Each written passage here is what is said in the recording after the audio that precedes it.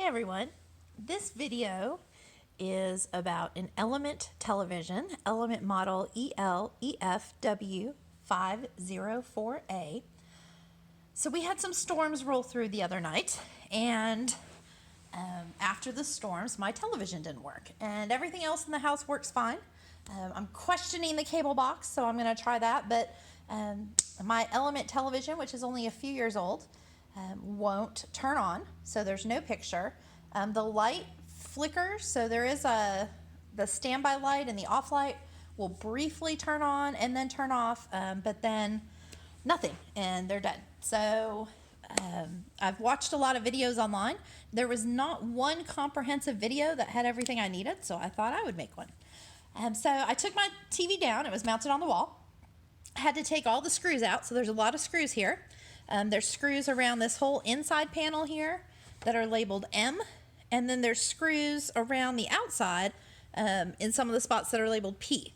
So I had to take all those off, and when you do, you're able just to take off the whole back casing of the television.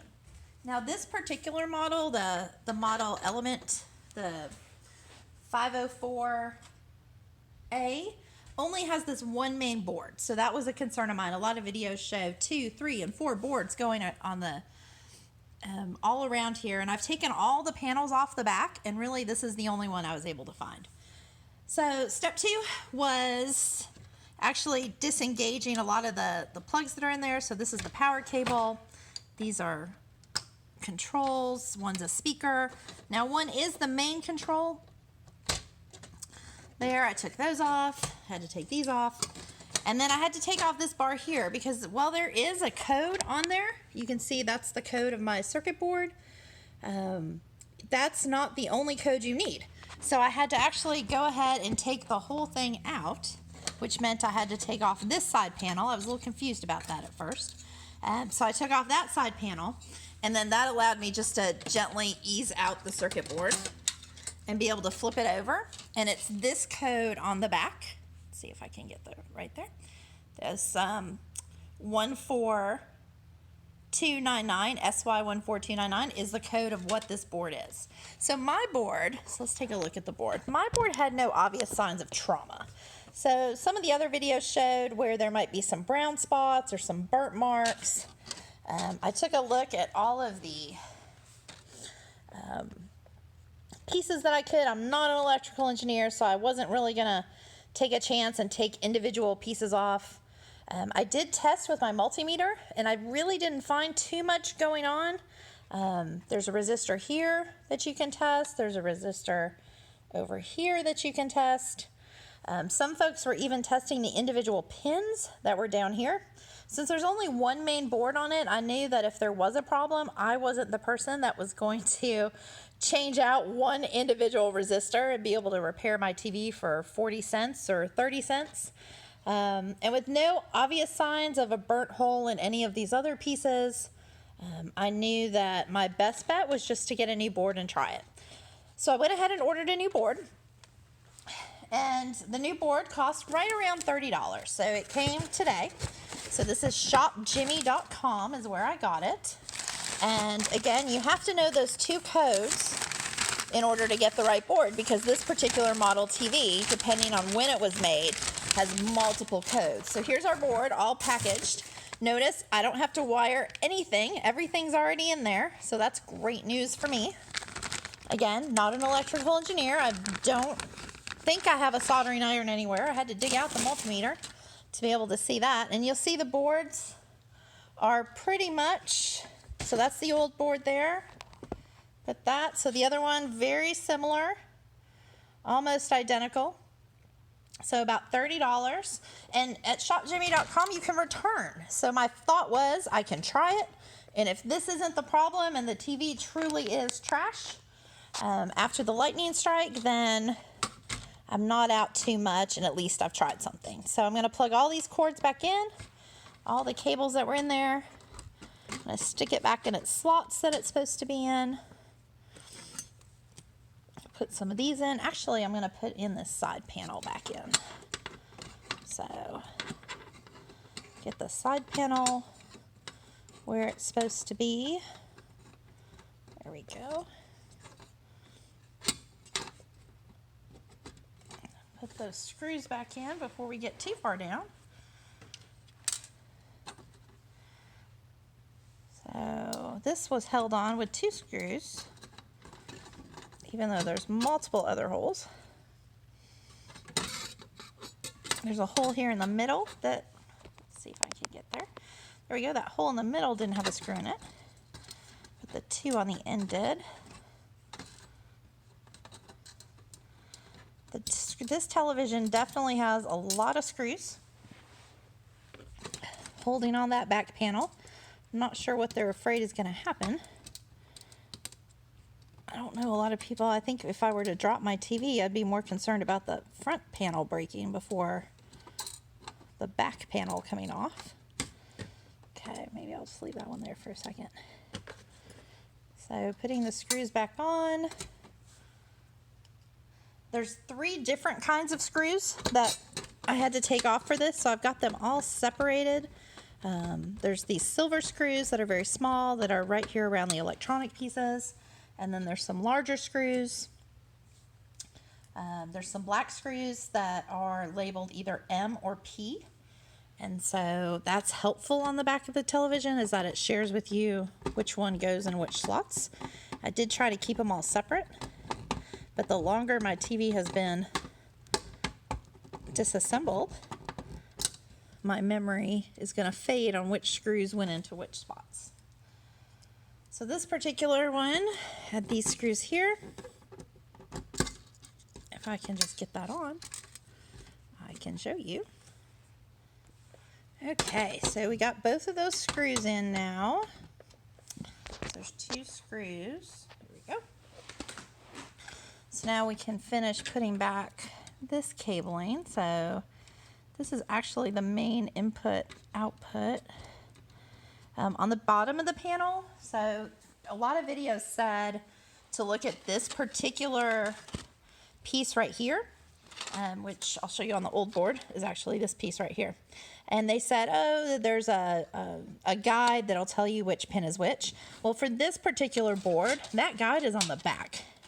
And so I would not have seen that unless I had pulled it out and looked. And that's actually upside down. So the guide's on the back here, and it really doesn't have any of the markers that some of the other ones had. It'll show you which pins are ground. I assume the VCC is the on-off, but I really don't know because there's not that guide or that obvious step that some of the other boards and some of the other videos showed. So I'm hoping, since that is the piece I did not test, that is what was wrong with mine. Since there's nothing that's obviously fried, there's no pins missing, there's no burn marks, nothing blew out. I did check my circuit breaker. I did plug my TV into another outlet first to make sure there wasn't an issue there.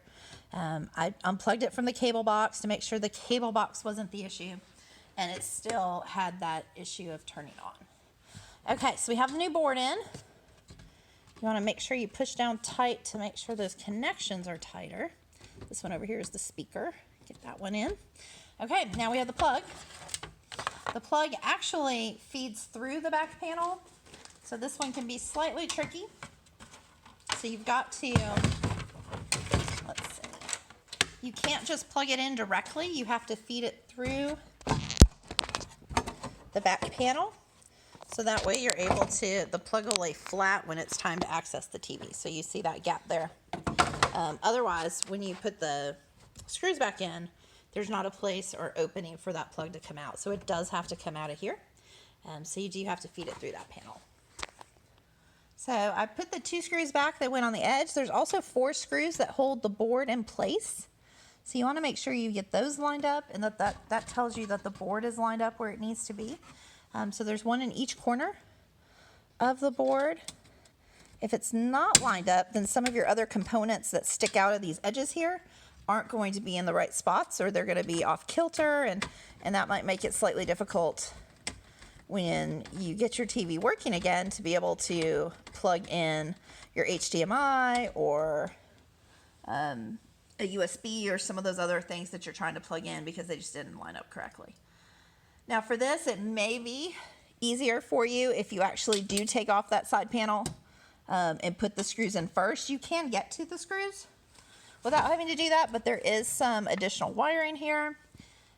I suggest small fingers to be able to get in there. Mine are not as small as I wish they were for this. And you also want to be careful not to pull out any of these wires, additional wires that are going to the speakers or the controls that are down on the bottom of the TV. So I am anxious already to see if it works, but I want to make sure I do this right and go ahead and get these screws back in because I'm confident it's going to work and we're not going to need to take this panel back out again. I'm not too sure what else it could be, so if this ends up not being what the problem is, I'm not sure what else. There's not very many videos out there. You know, if lightning hits your TV, this is really the only control board. So I do recommend that you try it in a couple different outlets. There is a suggestion to cycle, where you cycle the TV, make sure you hold it in the off position for 10 seconds, and then let it come back on and give it a chance to do that, similar to how you would do a hard reboot on a computer. Okay, so it looks like we're good there. So we've got that in. We don't have any extra silver screws, which for a minute there I did because I forgot to put the 4 back on the panel. So we're good with our extra silver screws. We don't have any more. So now we put the case back on. In doing this, I actually had to do 1, 2, 3, 4, 5, 6, 7, 8, 9, 10, probably about 15 different screws to get this thing on and off. And it's already, you can tell it should go on really easily. So if it's sticking anywhere, it's most likely that you've got something off here.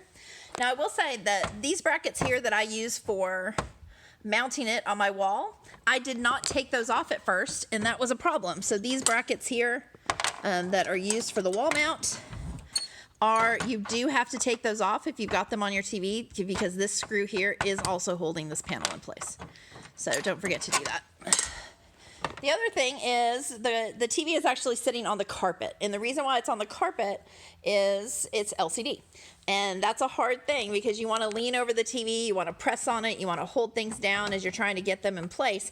And you've got to remember there's an LCD screen on the back. And that, you know, you can fix a blown panel for under $50, but if the LCD screen cracks, you're pretty much out of luck and have to go get another television. All right, so I'm going to go ahead and pick this up and put a couple screws in, pick it up, and then see what happens when we turn it on. Okay, so I got the TV up, standing up. You can see the reflection of all my stuff in the background. So this is the moment of truth. Did it work or did it not?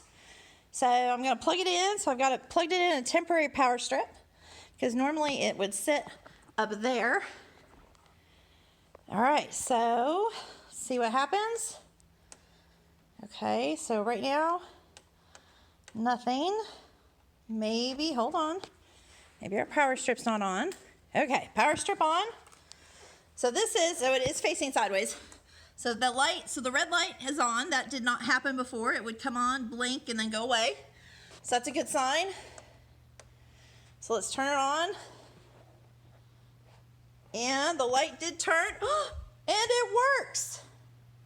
So thanks to shopjimmy.com, I was able to get a new one of these boards.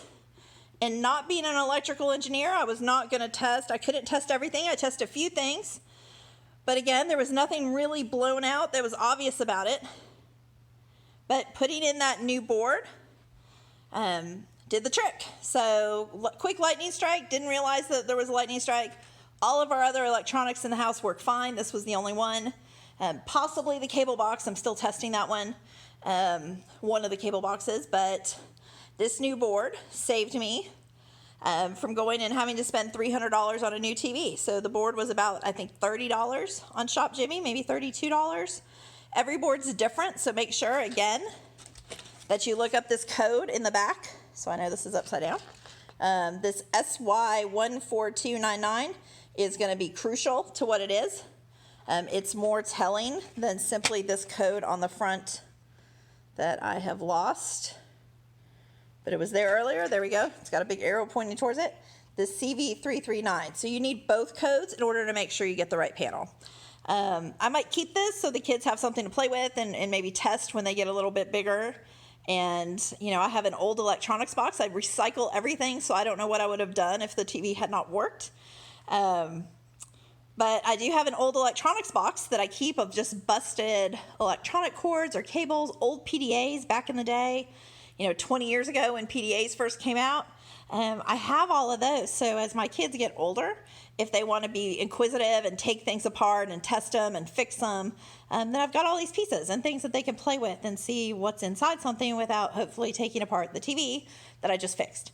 So hope this helps you. If you have an Element TV and that you're trying to repair it, hopefully you've gained something from this, and good luck.